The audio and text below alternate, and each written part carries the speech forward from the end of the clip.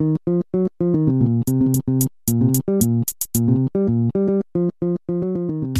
télé connectée, elle est à mon sens protéiforme aujourd'hui.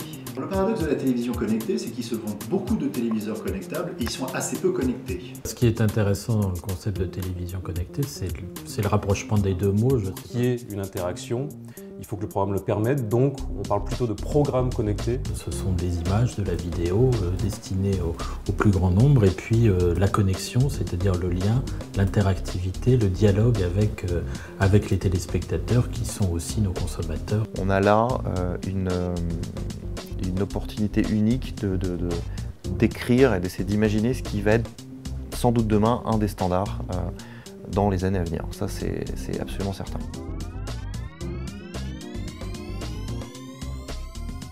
On a développé cela pour la radio-télévision suisse, la RTS, en fin d'année dernière. C'est un jeu télé qui est proposé aux téléspectateurs qui, sur ce deuxième écran, va pouvoir vivre le programme exactement comme s'il était assis dans le studio. On a débuté il y a 2 ans et demi avec le format Money Drop, qui a été vendu dans 47 pays. L'expérience que nous avons menée et que nous menons encore aujourd'hui consistait tout simplement à développer une suite de produits dérivés digitaux, des jeux jouables sur smartphone, sur tablette et sur internet bien sûr, en mode 24/7, jouable à tout moment, mais surtout en mode qu'on appelle play along. Beaucoup d'expériences de marque autour des spots eux-mêmes, en fait, où un certain nombre de spots portent en leur sein des incitations à interagir sous forme de hashtag, sous forme de logo Shazam ou d'autres applis qui permettent d'accéder à des contenus complémentaires par rapport au spot. Autre sujet qui est intéressant, qui est une télévision autour de la beauté qui a été créée par Yves Rocher sur le portail MyTF1 en IPTV. Aujourd'hui, les dispositifs de télé connectés, moi je reste assez circonspect s'il n'y a pas une vraie valeur ajoutée pour le public. Une des opérations que le groupe Zenith Optimédia a mis en place, donc c'est très récent, avec Disneyland Paris et avec TF1, a créé une opération caritative.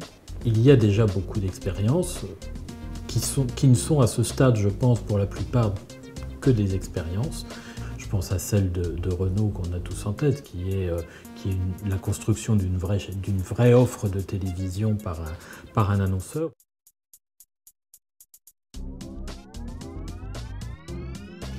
Aujourd'hui, chez Virtual, on travaille sur quasiment tous les types de programmes, que ce soit évidemment du jeu télé, parce qu'on voit que l'interactivité peut être assez facile à mettre en œuvre, mais également sur du documentaire. On peut tout à fait regarder un documentaire de manière passive et le vivre de manière complètement interactive avec le deuxième écran.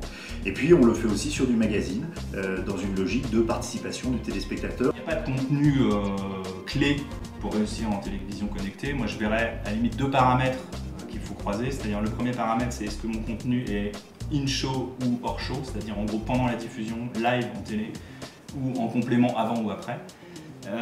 Et puis le deuxième paramètre, est-ce qu'il est éditorial, est-ce qu'il est serviciel ou est-ce qu'il est social. Un exemple de in-show serviciel serait par exemple les statistiques d'un match de foot pendant que je suis en train de regarder le match de foot. Enfin, pendant que je suis en train de regarder le match, sur mon écran principal, sur ma tablette, j'ai les stats des 2 équipes, de tous les joueurs.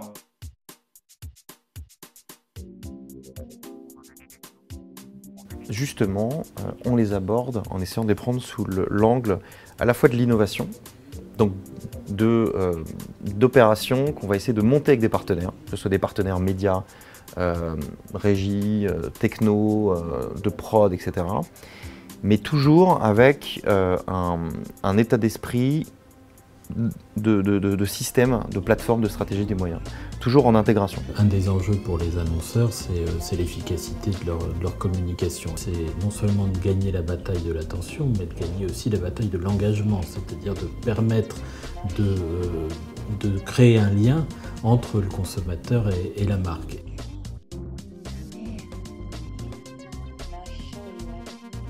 Moxie est organisé, donc c'est une agence de création et de content, avec des talents hybrides venant de beaucoup d'univers différents. On a des talents qui viennent de la musique, qui viennent de l'entertainment, qui viennent du cinéma, qui viennent de l'événementiel. En fait, il faut réunir une équipe dans laquelle on va marier des cultures qui sont parfois un peu opposées, c'est-à-dire le linéaire et le non-linéaire, l'interactivité et la programmation. Et ça, aujourd'hui en France, on a vraiment toutes les compétences pour le faire. Des talents audiovisuels avec un marché qui fonctionne très très bien, entre autres grâce au CNC, mais également des talents d'interactivité. On a des studios qui sont très reconnus dans le monde en termes de développement de jeux vidéo et de programmes interactifs. Et puis surtout, on a un vrai terreau, on a une population qui est habituée à la télévision interactive.